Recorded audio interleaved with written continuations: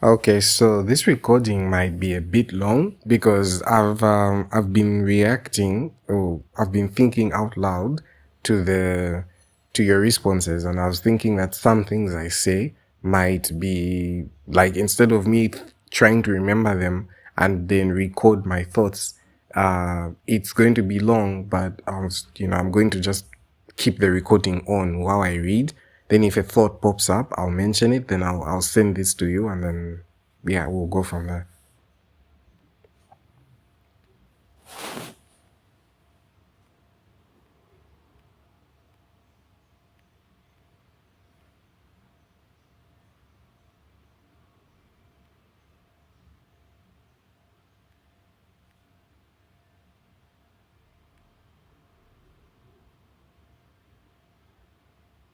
Oh yeah, the reason I'm thinking, so right now I'm reading on technological receptivity. The reason I'm thinking that, because the research is insistent on AI. This research proposal is insistent on AI being the usable tool, right?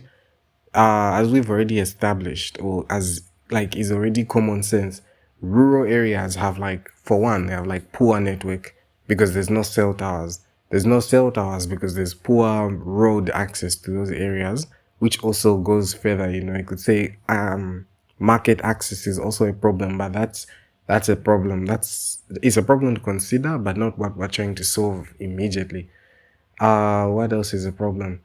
They use like button phones. Like I said, they don't have even smartphones. So that's, to use AI, you at least need a smartphone.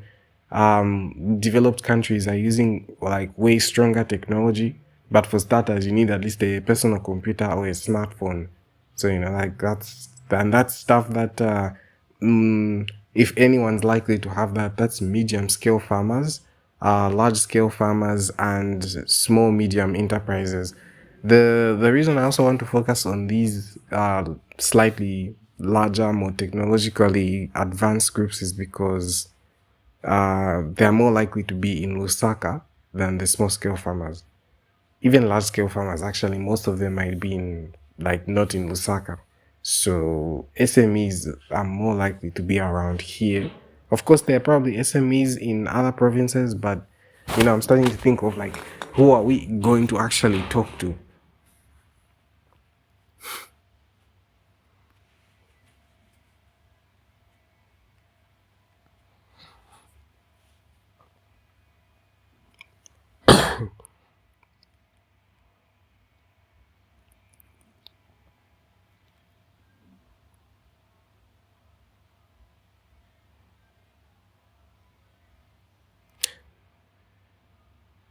Oh yeah, so like to flesh out my idea more, I was thinking that, assuming, because like I just haven't found it, but if I'm correct, the popularization of fertilizer, using fertilizers, was probably, of course, foreign, but then larger scale farmers were probably the ones who started to popularize. It's just a guess. I haven't proved it yet, but my assumption, my gut feeling is that large scale farmers are the ones who popularized the fertilizer, right?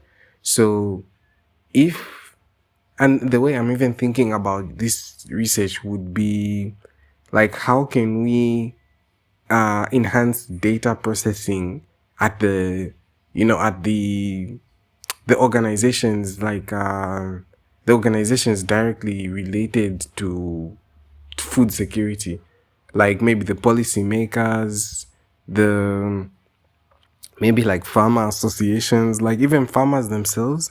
But now I'm starting to think of not just the farmers, but like maybe like creating something where we use AI to create an outline of sorts, or maybe not even to create an outline, but we start collecting data in such a way that it's easily sendable to an AI, and then, or it's easily processable, or more easily processable, yeah. And then, like, when we use AI to what's this to streamline the process of collecting data and processing data.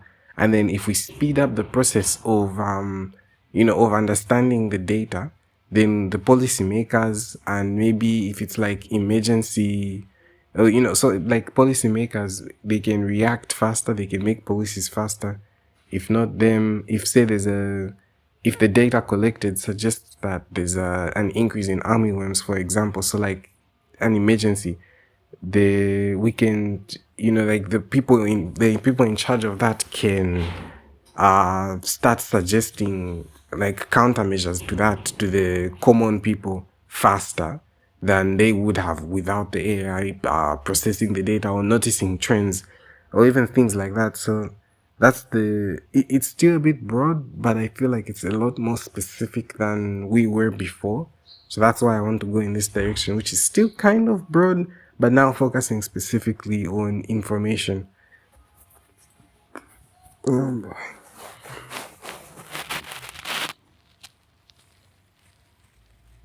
So yeah, I was trying to. So yeah, going back to the trickle down effect, the point was that if um if head organizations start using AI, or if larger organizations like large scale farmers, SMEs, the government, if they start popularizing and using AI to manage data and stuff, like that should start trickling down to become the norm among people. Even like small scale farmers, they might not have the AI themselves, but they can be like this, like writing the information in such a way, or I'm not saying this correctly, but yeah, I hope you get what I mean. Like like maybe the format of information, or maybe they start taking more, keeping track better of the data, so that when it's sent to headquarters, it's processed faster, and then like it contributes. That's the rough idea I'm working on for now. This is why I wanted more research to look at, but this is the route I'm thinking we can work with for now.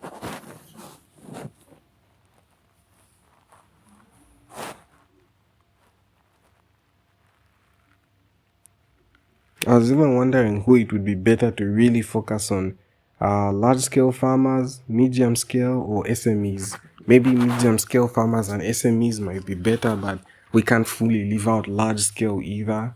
So maybe like all three, but then who's the preference and why? Like, I feel like we need to give a good reason why we're not looking at the small scale farmers, which I think I've mentioned, as in they don't have the technology. And that's why I want to change it to be a more policy making, what's the word I'm looking for, aid.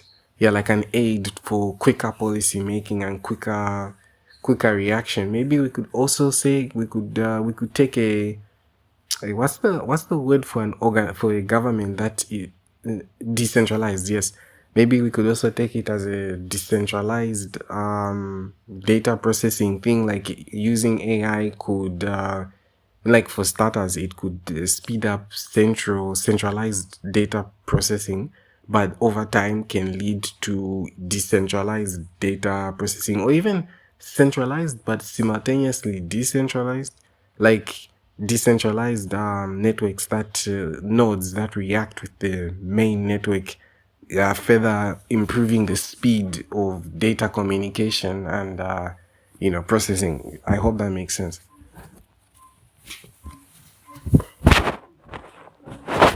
Oops, the phone fell.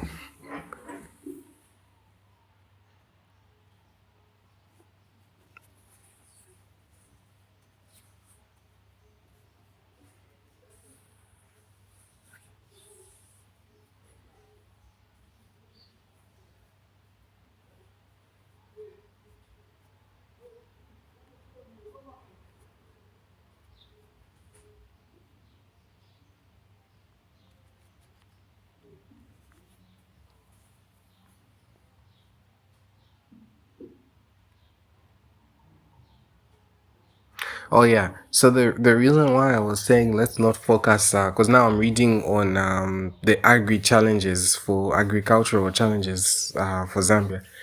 The reason why I was saying let's not focus on, although I think you can understand by now, but the reason I'm saying let's not make it sound like we want to solve drought or climate change or economic shocks like lack of foreign aid. The reason why I don't want to focus on those or make it sound like that's the main thing is because now I'm thinking of it more uh like those are just issues that faster communication can help resolve, or that can make, like, faster communication can help make such situations more easily resolvable, because the slower the communication, like the longer it takes to address the issue, to even identify the issue, the worse it can get. And then if it gets worse, it becomes harder to solve and more expensive to solve. So if we can understand the problem faster and address it faster, we can stop it before it gets bigger, or we can react to it as necessary. Like some things like natural disasters.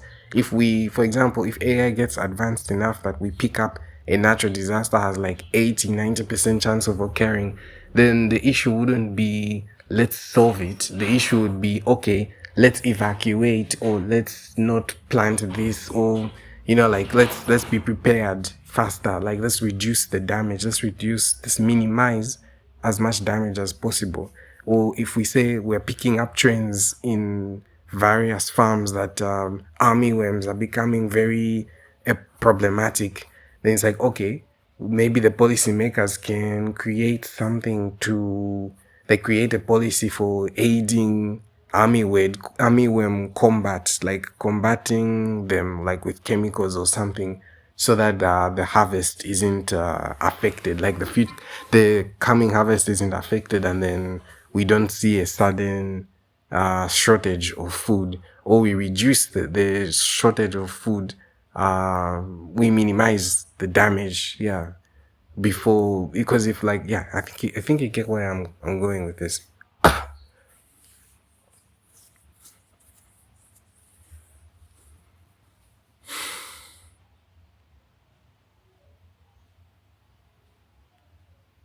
Oh, I was also thinking that it could also, in a sense, this, like, if we were to promote quicker information processing, in a sense, it could promote some jobs. Like, it could provide some jobs, because we need people to collect the information and bring it faster.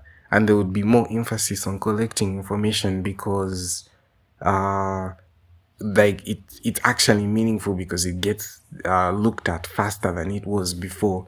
So then there's more market for it now, there's more need for the information.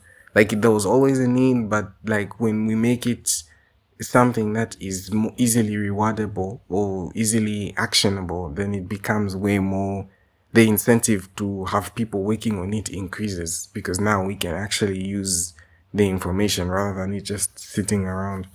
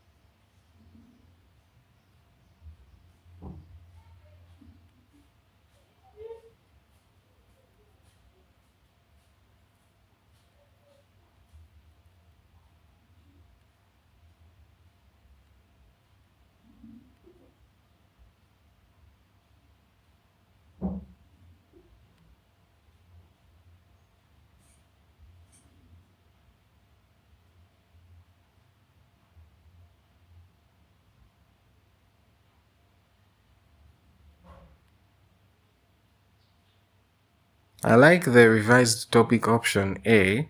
It's a bit wordy, but I like it. Yeah, artificial intelligence for agricultural efficiency in Zambia, optimizing information systems for data-driven management in commercial farms and SMEs. Yeah, I think that's definitely a route we could take.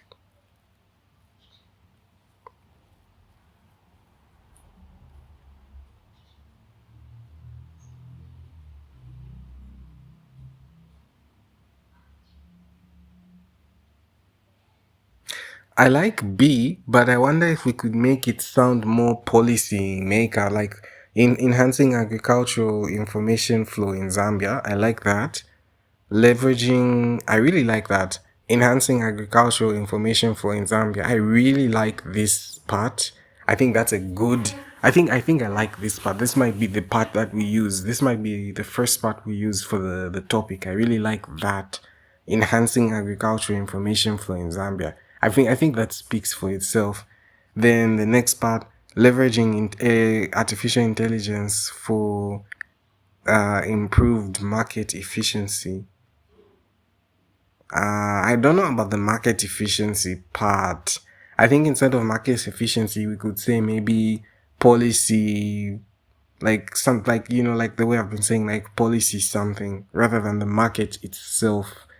Because, like I just, it's just funny that the lecturers are teaching on research topics and all that while we are supposed to submit it. Like they're simultaneously teaching us and expecting us to do it well. But anyway, they're being a bit lenient ish, so it's fine. But anyway, yesterday he mentioned that as a development analyst, our goal is to focus on how it affects the people, and it's more about the policies and what's going on with the people rather than the specifics of the thing. So I feel like the market could be like we could look at that later, but I think for now we can just look at like and that's why I said I really like the enhancing information flow. uh Maybe we could say something to speed up the process of policy formation in order to react to shocks or something like that. Something like that summarized. I think that would work better.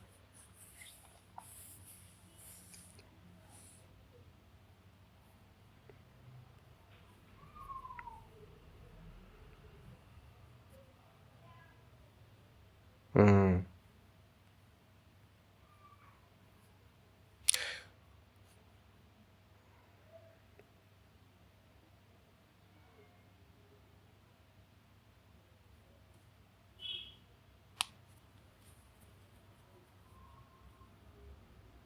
I think you should really stop talking. Now I'm reading the general objective.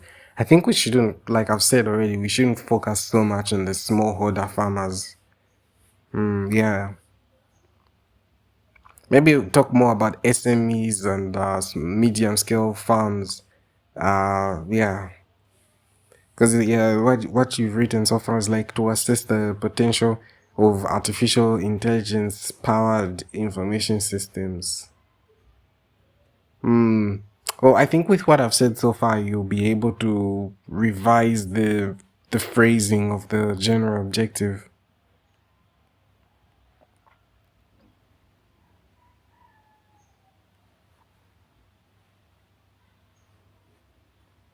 I guess market competitiveness, if we're talking about policies, would eventually come in, and that's kind of the point.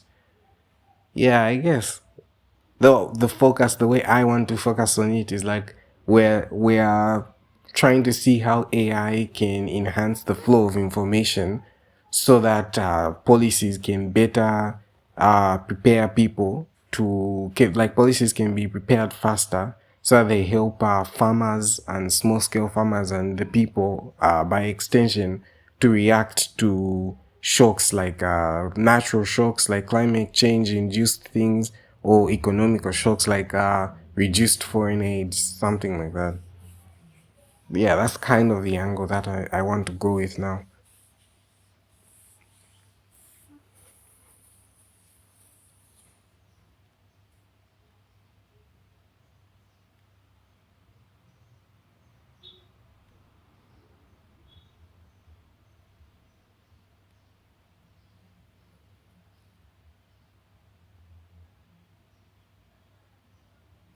And then I think also, now I'm reading specific objectives. I think we should use action verbs that sound more qualitative rather than quantitative. I'm not sure if analyze, like to analyze the current data management and information flow. I'm not sure if that sounds quantitative or qualitative, but I want us to sound more qualitative than quantitative. Yeah.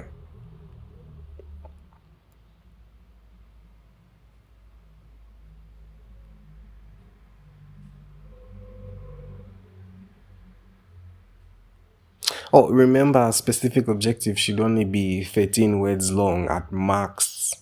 So if we can't talk about large scale farmers and SMEs, if we can't keep repeating that in the specific objectives, then we might need to add it in the general objective. Yeah, so like we need to somehow phrase it in the general objective.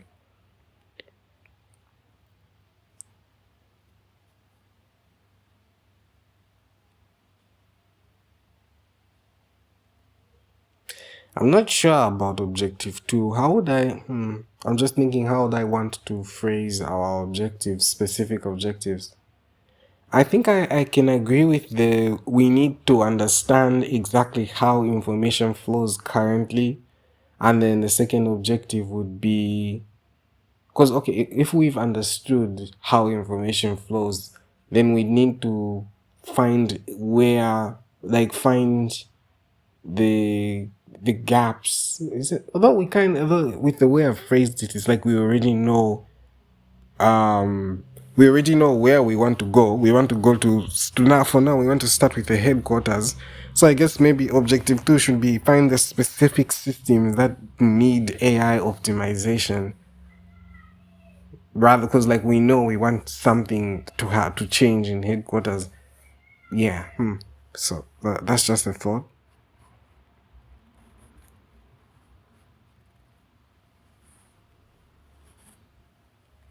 And then I like I like one part of the specific objectives, and I think that's on objective three. I like the what are the challenges of adopting this so far. Um, what else? Like, I like the idea of adding perceived benefits. Um, yeah, perceived benefits and challenges of adopting AI. Because what was our original objective? Our original objectives, like the first one, the specific objective was assess current rates and methods of AI adoption among large scale farmers. So I think that just needs a bit of rephrasing, but I want to do that. I guess that's the same as similar to number one. Then the second specific objective was identify key barriers to AI adoption. I guess we could maybe even just rephrase and keep that. And then number three, to explore.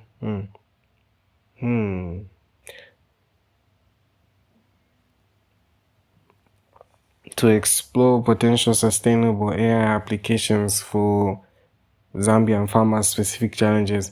I think the specific objectives were this. They're not too different, but we need to maybe just rephrase them in the context that we've the new context we've established.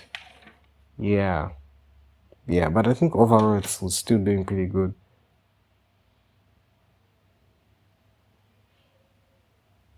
And then one mistake we made when writing our previous specific objectives, we were just stating. We were not using action verbs. We were stating, like we were just saying assess current rates, identify key barriers, explore. We should have been saying to assess, to identify, to explore.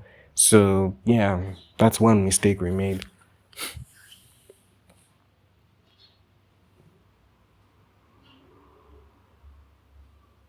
Okay, and I guess that's it for the reaction to that. So I'll just upload this now.